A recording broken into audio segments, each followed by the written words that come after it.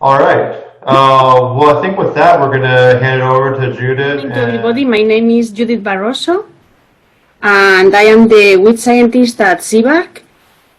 And I will, for those of you, although I think just a few of you haven't watched the videos we did for you, I am going to introduce Chad to let him say a few words if he wants. And thanks, Chad, for being in this virtual meeting with us to help me out with questions about coaxium wheat.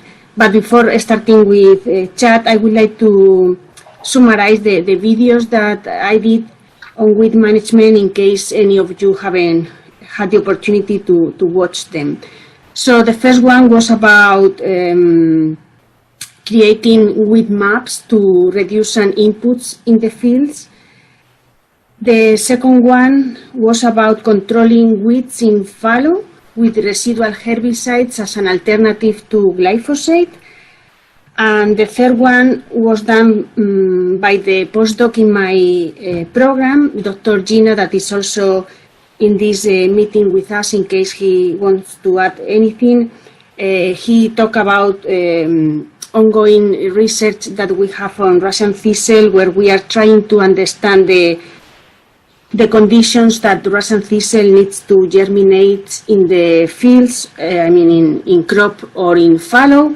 And also we are trying to learn more about seed longevity and when the Russian thistle develops the seeds after harvest.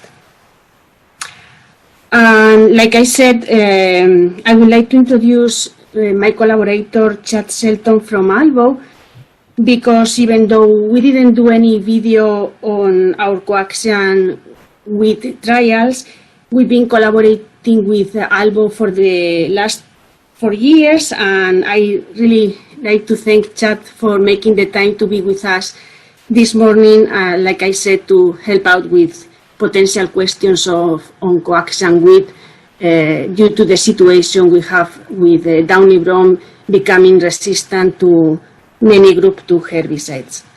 Chad, do you want to say a few words? Well, if any of you have questions about coaxium wheat, hopefully, if I cannot answer your question, Chad will give me a hand with the question. He wants to make sure we stewardship the use of aggressor on coaxium wheat to make that technology to last as long as possible before resistance appear. And I don't know if my colleague Larry Lucher is in the meeting or not to help with questions.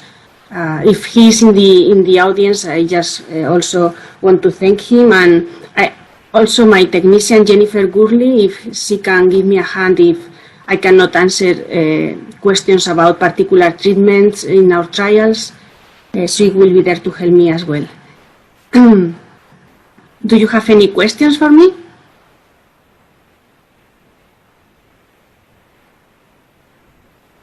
You were always concerned about, maybe collecting weed seeds, and then like in straw dumps or whatever, but I saw a new product, and I think it was in AgriTimes. It's the weed terminator, and it goes on the back of a combine, like international combines, and it crushes the seed. I wonder if that would work on seeds like cheatgrass.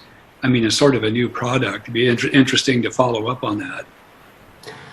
Thank you, Ernie, for the question. Yeah, I think we will see in the future more of that piece of equipment integrated in combines to destroy the seeds that are in the chaff.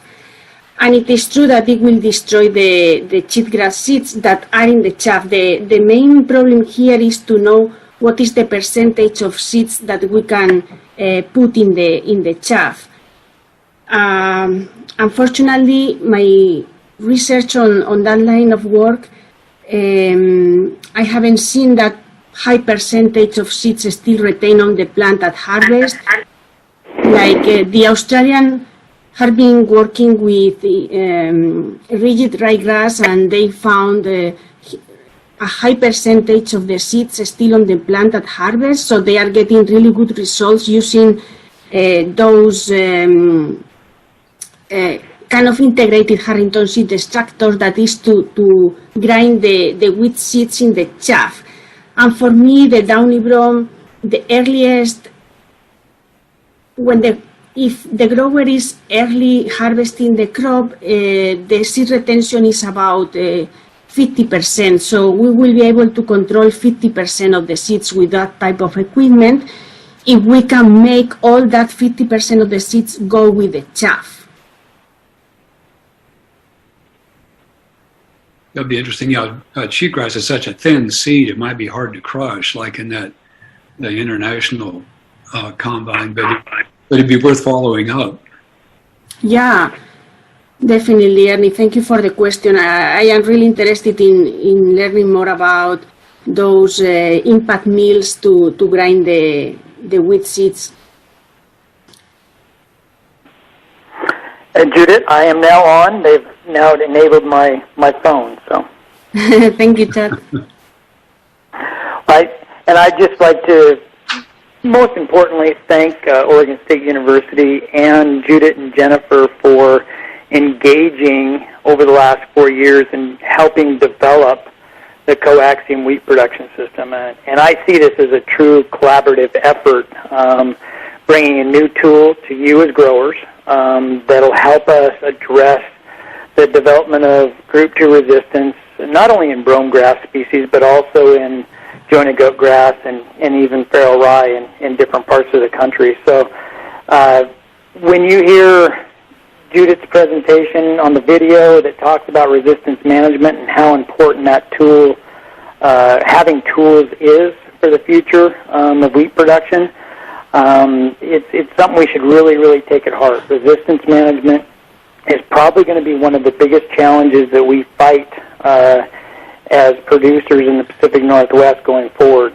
And I think that's really going to be something that we have to do from a stewardship perspective, everybody, and that's communicating at the ag retail level to the university level, and even at the manufacturer level. It's going to be critical for all of us to be successful, but we have to do it collectively. So, and Judith and Jennifer have been doing an outstanding job engaging in that and looking at different ways to manage it, because if we overuse any tool, we'll lose it, and then the next tool that comes along may not work as good, or it may be a long time before it comes, before we can actually have a tool to help address your needs. So with that being said, I'll turn it back over to Judith. Thank you, Chad, and I turn out to all of you to make questions to us. The scariest part of your videos was the resistance of cheatgrass. And that's fairly new, isn't it? Yeah, my colleague Ian Berg from Washington, I thought it was just on the Horse Heaven Hills, close to the Oregon border, where I met a grower that had a downy brome, a cheatgrass population resistant to glyphosate, but I heard that there are a few more populations in eastern Washington that are also resistant to glyphosate, so it's a super scary news, yeah. Judith, I have a question about that. How resistant are those plants? Do they get suppressed at all when you spray them with Roundup, or is it just 100% resistance? If you know that. Yeah, thank you, Ryan, for your question. Unfortunately, I don't know the answer. I don't have in my hands any of those glyphosate cheatgrass resistance, so I haven't studied the response to that resistance. According to the grower in Horse Heaven Hills, it's very resistant, but I don't have my own experiences with that population. I could add a little bit to that, Ryan. We actually did research in that field last year where it was confirmed by Ian Burke and his team, and our goal was to evaluate other modes of actions that would help us for controlling. And I can tell you that 84 ounces of glyphosate did not touch that population of downy brome grass. Wow. So, and So that's really, really important. We evaluated over 22 different herbicides that could be used as alternatives to glyphosate, and including things like paraquat and others that did not solve the performance and control that we were previously getting with glyphosate. As we know, glyphosate is very, very highly active on downy brome-grass species. So this is a very big concern as we move forward. Losing a tool like that, and granted it's a hot spot where we have it, but once you recognize it, there are things that could cause it to spread into other areas. So. Wow. Well, that's probably something for everybody to be aware of. If they spray and there's still cheatgrass, then it's probably still a skip, but definitely be aware that that's a possibility. Yeah, it's really the time to diversify the control of cheatgrass, not just rely on glyphosate to control it, because having downy brome resistant to glyphosate in our fallow wheat system is the worst. So, Judith, in terms of diversifying the system, spring crops have always been, I've thought of them as a robust way to control the grassy weeds. But that, in a no-till system, that would rely on spraying Roundup before you plant. Are there any other ways to make a spring cropping system help you to control without the Roundup? Are there any other herbicides that you could see fill that role? Yeah, there are a few other options to control, to burn down the weeds before seeding. But yeah, certainly that spring crops helps a lot to reduce the downy brome populations. The problem is that many growers see those spring crops not being profitable. So.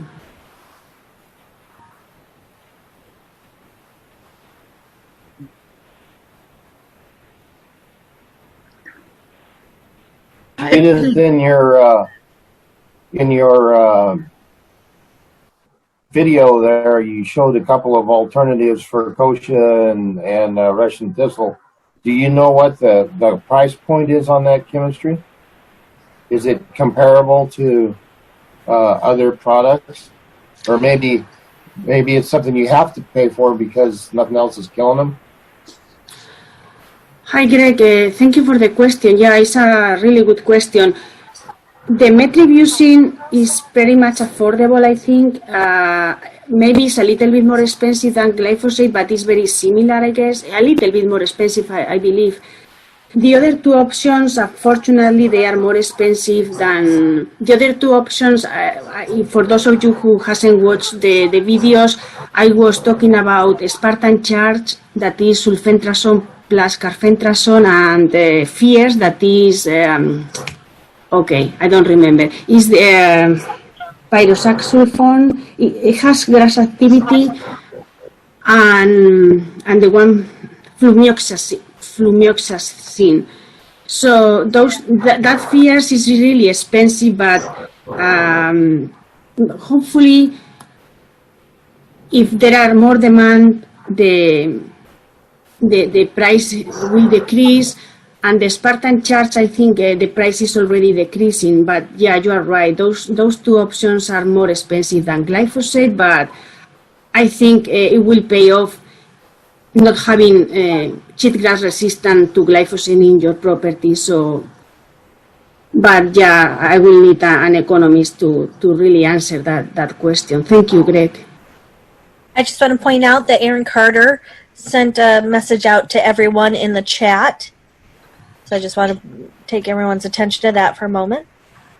Arron, can you just turn your mute off and talk to us a bit about your trip to Australia and what you felt like you learned there? I can, and I think Drew Lyon is on.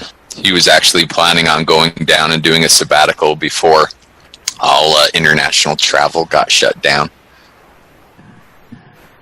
But yeah, the the Washington Grain Commission sent a couple grain commissioners down, and Ian Burke and myself went down to speak with some Australian researchers and growers just about herbicide-resistant weeds and what we can do. They've been dealing with herbicide-resistant weeds for many years now, and the Pacific Northwest is starting to head into that direction where a lot of chemicals are no longer controlling our weeds, so we have to look at different options. So it was kind of a fact-finding mission. We spent time with breeding companies, we spent time with growers, we spent time with researchers at the University of Adelaide, the University of Sydney, and CSIRO, the GRDC, just everybody we could find. So like I say, it was kind of a fact-finding mission, just to see what things that Australia was doing that we could bring back to the Pacific Northwest. So it was the start of some discussions. We got some good collaborations going. So, like I mentioned there, they rely a lot on pre-emergent chemicals for weed control now. And then at harvest time, they do a lot of tram lining, chaff lining, and then the burning of those chaff lines sometimes for weed control. So really just a very integrated approach, hitting the weeds at every different angle. Another thing they do a lot of is testing of their weeds on farm. So they have a pretty extensive testing protocol where growers are sending in samples and getting them tested. So every grower basically knows every weed on his farm and what it's resistant to. Basically the more information, the better they can manage all those weeds with different techniques. Do they have cheatgrass in Australia? Yes, they do, but I don't think it's their predominant weed. Drew Lyon might be able to respond to that. I know that the two we heard a lot about were the rigid ryegrass, and I forgot. Drew will probably be able to say the other one. There was a second one. It was like a radish or something. It's wild. Yeah, the wild radish. Yeah. Wild radish. Yeah, those were the two that they were most concerned about. But from what I understand, cheatgrass was there. It just wasn't their major concern right now.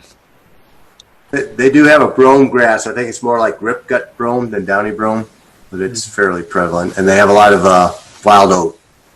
Although they have two different species of wild oat. One that's same as ours and another one that's different. I don't remember what that. Avena sterilis. Is it? Okay. Andrew, you're absolutely right. It is a ripgut brome species that they have. When I was there a year ago touring, that was one of the weeds that they were evaluating for needing a control tool since their group 2s were not working. Just let everybody know, I let this run just a little bit late, so we are at the break now, but I'm thinking we'll just continue this discussion up until the weed diseases at 9:50. But if anybody needs to stretch their legs, please feel free to.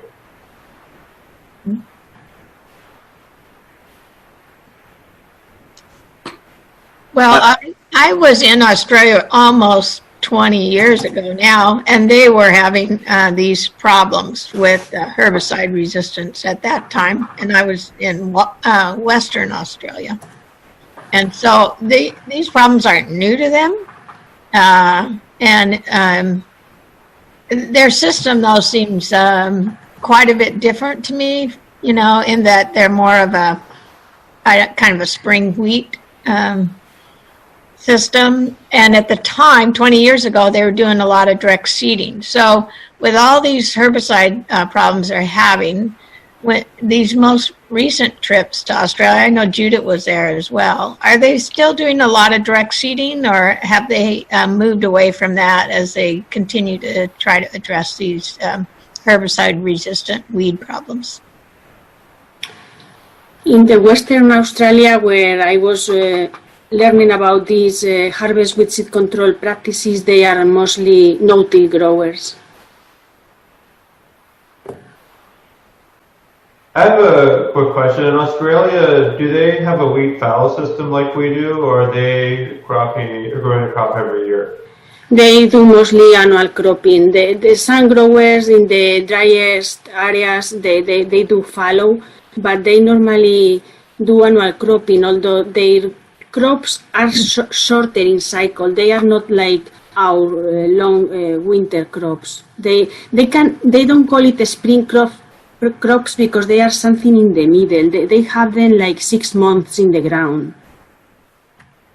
I can address something that's kind of new over there, and that is that they're finding that, or they're believing that their climate might be getting drier, and they used to rotate in certain areas. I'm not sure these are the same areas that Judith was talking about, but in certain areas they would rotate pasture and a wheat crop, and they're finding that they can be more profitable with the wheat fallow system, and they've actually been several of their researchers have come over to talk to Bill Schillinger, because they know that he's a prime researcher in the wheat fallow system, and they've been investigating our wheat fallow system as potentially a more profitable than trying to grow a crop every year. Interesting. Well, one of the reasons they have the wheat resistance issues they have is they kind of created it. They used to be wheat grazing systems, so a lot of their land was planted to this rigid ryegrass as something to graze on. And then when when the wool market went in the toilet, what was that, 30 years ago, 20, 30 years ago, they converted it all to cropping, and they had to get rid of all this rigid ryegrass that they'd planted, and they did it with glyphosate. And so they quickly, a lot of genetic variability, they quickly selected for glyphosate-resistant rigid ryegrass because they planted it everywhere. So they really created quite an issue for themselves.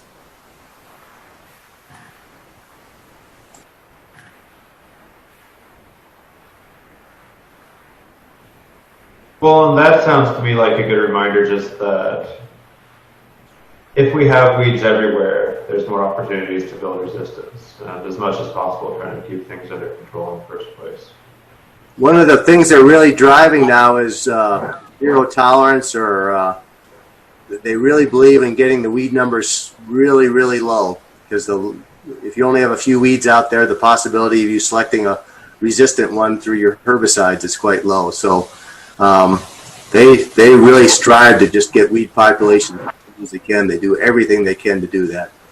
Pre-emergence herbicides, crop topping, harvest weed seed control, crop rotation. I mean, they throw it all at. They don't accept any weeds. And over time, they drive the population down really low, and then the chances of selecting for more herbicide resistance is really low. Whereas here, we tend to take that brand new chemistry we get and we spray it on our weediest fields. And that's the perfect recipe for selecting for herbicide resistance. I'll also chime in as a non-expert, but just a philosophical point, and that is that we've been asked, what are the next big breakthroughs and all, and everybody's thinking biotech and things like that. But an example from California of growers deciding to cooperate to reduce pesticide problems is the boll weevil in California. They decided to restrict themselves on when the cotton crop would have to be plowed under, and nobody could do a second harvest on cotton. It was very common in the South, and they were able in California and Arizona to avoid a lot of insecticide sprays because they coordinated their efforts at preventing boll weevil from preventing the life cycle of boll weevil. And I think that it's not very sexy, and it's going to be hard to get research funding for, but the group in Lyon that Judith and I are working with, and Nick, their effort is, hey, if all of our neighbors cooperate, we can really reduce the need for herbicides and the transmission of resistance it's possible that that's the direction we should go. It sounds like Australia is taking some steps to, try to reduce the problem as a whole, and that may be something we need to look at more seriously here. One of the things that we found there that really resonated was if you weren't a grower that was trying to do everything you could, you weren't farming anymore. They have no government subsidies. It's basically, you're making it because you're a good farmer or you're not farming anymore. So they really do, like Drew said, they try everything possible to control those weeds because, we asked a couple questions, about the people that don't do these practices, and the response we consistently got was they stopped farming 10 years ago. Because they just couldn't be profitable if they weren't trying every possible solution to manage their weeds. So again, not just a reliance on chemicals, but making sure they had a healthy crop, good plant stands, everything in season, harvest weed control. They throw everything at it. Do they use that photosensitive, like I think the name of it's weed technology that runs out there and just sprays in Kim Follow situation anything green? The weed is coming from Australia. That's where it originated from, kind of. The main company who does weed, it's an Australian company. Erin, I think they are from the Netherlands, the Weedit company. Well, but the technology was developed there, but I think the company itself is out of Australia. I think the technology originated in the Netherlands and then it quickly found its way to Australia. Mm-hmm. Greg, according to your question, I didn't see much of many growers using that Weedit technology in Western Australia. I heard more of the eastern side of the country. Some growers are doing more precision farming with that technology. In fact, in Australia, they are developing with the same sensor, not just to control weeds with herbicide, but they are putting kind of a hole in each sensor, so they are controlling the weeds site specifically, but mechanically, not with herbicides. On Eastern Australia, not on the west side of Australia. I noticed that some growers are using that technology, at least with chemistry around here. Have you done any work with that, Judith, or do you intend to? Yeah, we are in our second year of using Weedit in comparison with broadcasting or with Weedseeker, that is kind of an older company with similar sensor. And yeah, we are learning to use Weedit. We've been having some troubles with the technology. But yeah, hopefully we will publish or write about our results soon.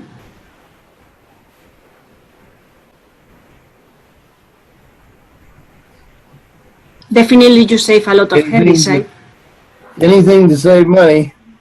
Yeah. Because sometimes the coverage is not really as good as when you use a regular uniform sprayer, because the Weedit only allows 2 types of nozzles, and sometimes you have a community of weeds that one of the weed species will need one of the nozzles and the other, and you have to compromise, and sometimes the results are not as good as with uniform application, but definitely the savings are big. So it kind of depends on the density of your weeds. So we've done some work, and if you have less than 30% weed coverage out there, it saves you money. If you have more than 30% weed coverage out there, you might as well go out with a broadcast sprayer. Yeah, one thing we learned with those precision sprayers is that you really need to go soon, like early, to spray your weeds. If any of the species are past the stage of an optimized treatment, you miss a lot. And I mean, those weeds, because the coverage is not that good, really the performance is worse than the uniform application. I hate to cut this discussion off, but I would like to keep us on schedule. I think Deb has a quick poll for everybody. Great. Well, thank you, Erin, Stuart, Drew. I didn't know you had the time to be with us this morning. Thank you all for helping me and Chad answering questions. Thank you.